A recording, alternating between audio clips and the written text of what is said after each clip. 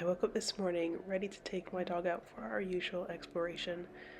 I got bundled up in case the weather is an illusion. Sometimes that happens. It's when the sun is shining bright and you can see the crystal effects on the frost covered grass, a sign that the air is likely going to be frigid. And I was right because the air was very cool and crisp entering my nose, and I was blowing puffs of air as I was jogging in the pathway.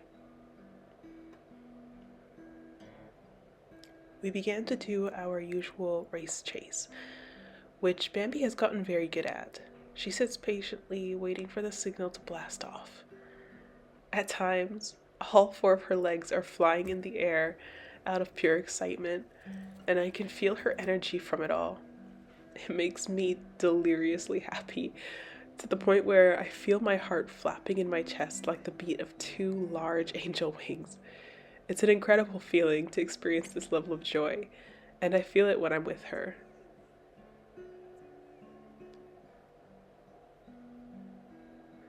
See, people will stare because she moves oddly, and at times I look like I'm struggling when I run too.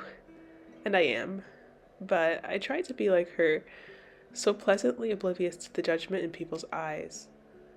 We are feeling alive, and blissfully so.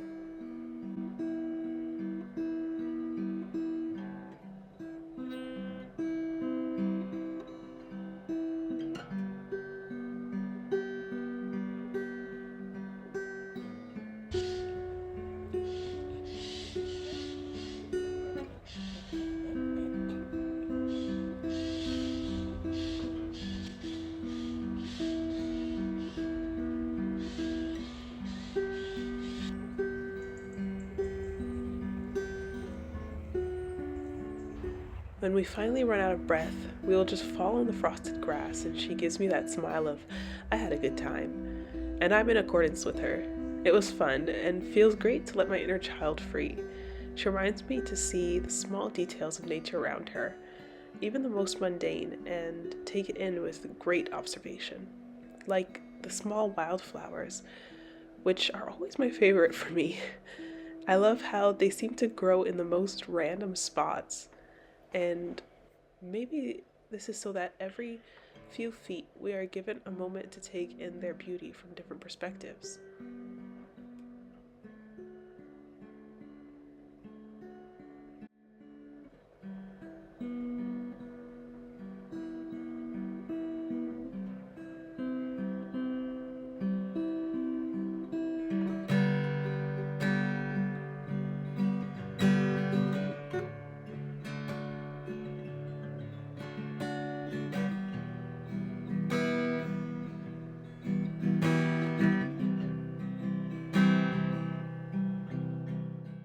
I used to collect wildflowers and stuff them in a pair of jean overalls I had as a kid.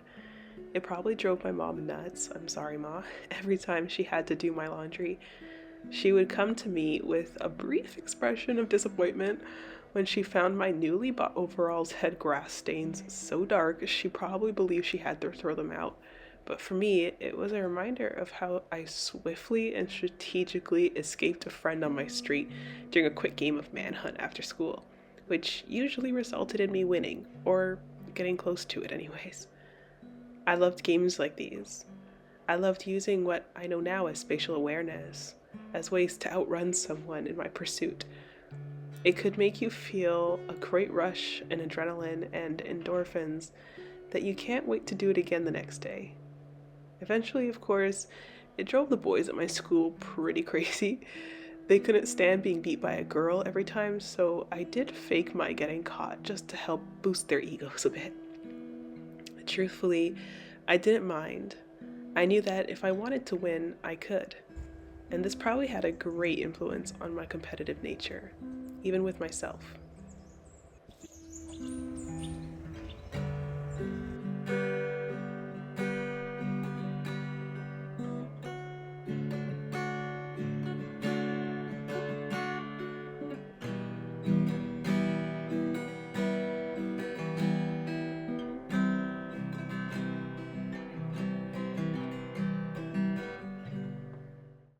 Nowadays, I just want to try everything and be as good as I hope to be at whatever it is. Once I reach the level of greatness that I hope for, I may likely move on to the next thing. I don't want to become too obsessed with being better than everyone at any given time. I feel like learning about things like sports or training dogs gives us a sense of thrill, excitement, and most importantly, purpose. We have to busy ourselves with something so that we don't go insane. This does not mean that we have to always be busy, but that we spend our waking hours doing or thinking about doing something that gives us a sense of satisfaction, a sense that life is not so bad after all.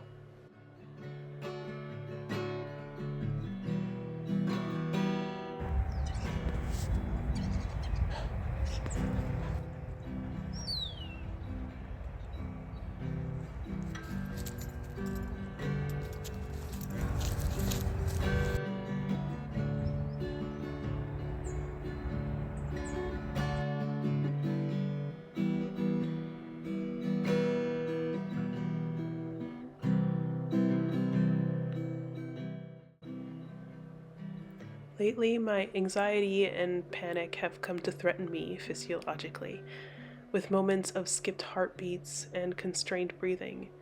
It becomes difficult to understand why this is happening, especially when I do not have any imminent threats in my future, such as exams or hospital visits or even funerals. It's just my everyday living. Like after doing a race chase with Bambi and approaching the apartment, feeling my lungs miss an exhale or like my heart has filled with too much blood, and she gives me a nudge or a look to remind me to breathe.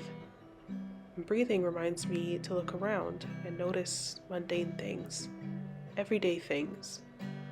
I don't have an answer to solving these emotions, by the way, nor do I suffer from them, but I do know that they are a caution that something tangible or not so tangible is causing fear and that I need to figure out what it is. This is the hardest part for me, as I never know how to do this. How do we search ourselves, our minds, for problems? How do we know we will have the space to do so today or tomorrow? Or will this be the end of living and the beginning of suffering as we know it?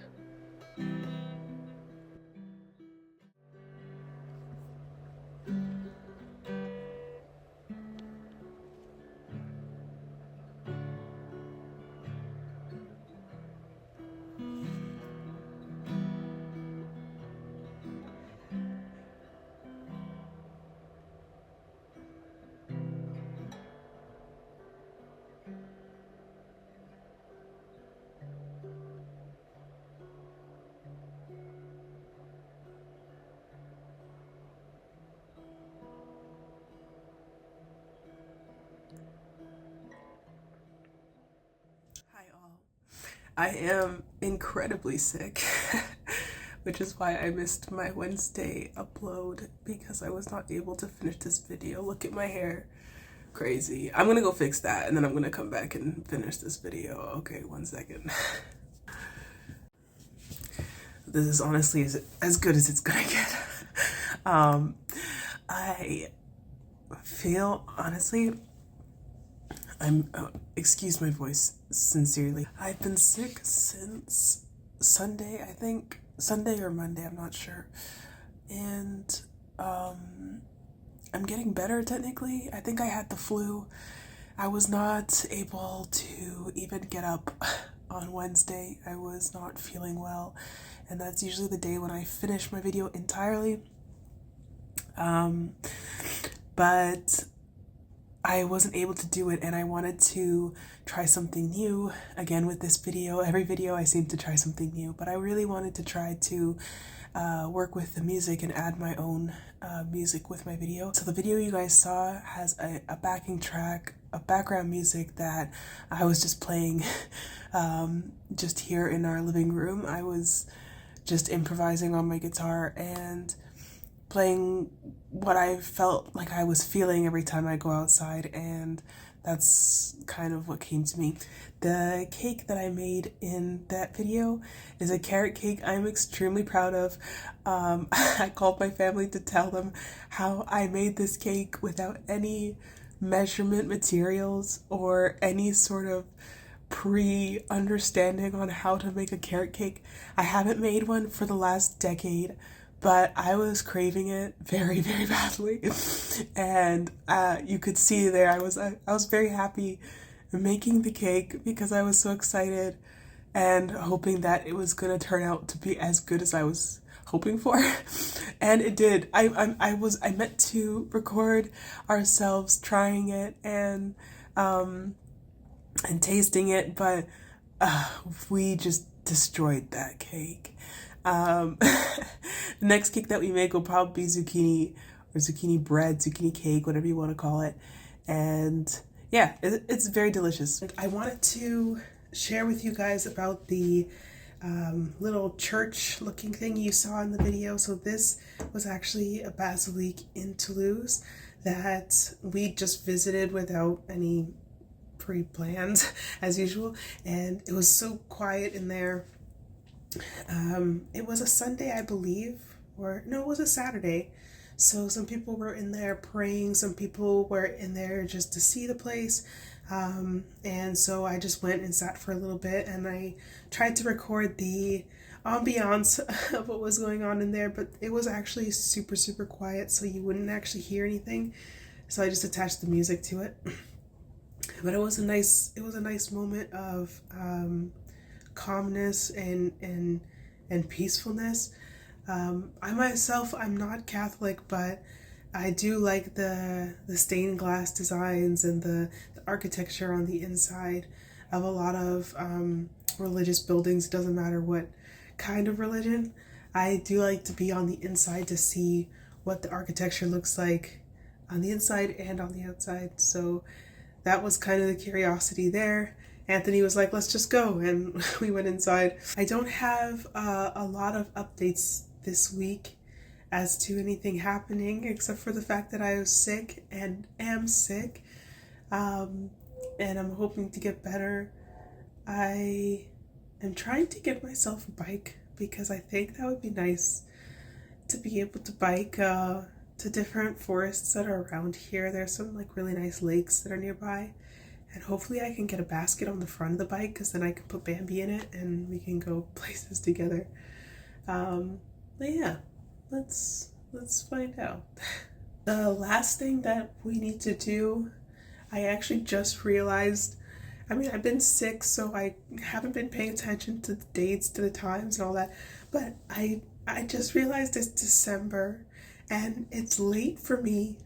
Normally I get a Christmas tree by November 25th, so I have at least 1 month with my Christmas tree to sing to the Christmas tree and all this weird behaviors that I have when it comes to Christmas trees. But we don't have a Christmas tree yet. We don't have our Christmas lights up. And partially my fault, but partially not, you know. And I'm hoping within the next week we do get a Christmas tree because I really want to feel like festive.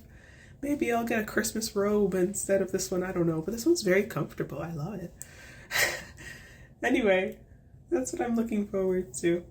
You guys want to see Bambi? She's kind of chilling. She's always chilling. She's not doing anything. 1 second. Here she is. Oh, big stretches. Oh. Oh, you can barely see her. Like, we don't have the lights on right now. She's been chilling, doing much better. Yeah, she is much better. She does not like the camera. Anyhow, I am wishing you all wonder and room to be yourself from this side of the world. Adios.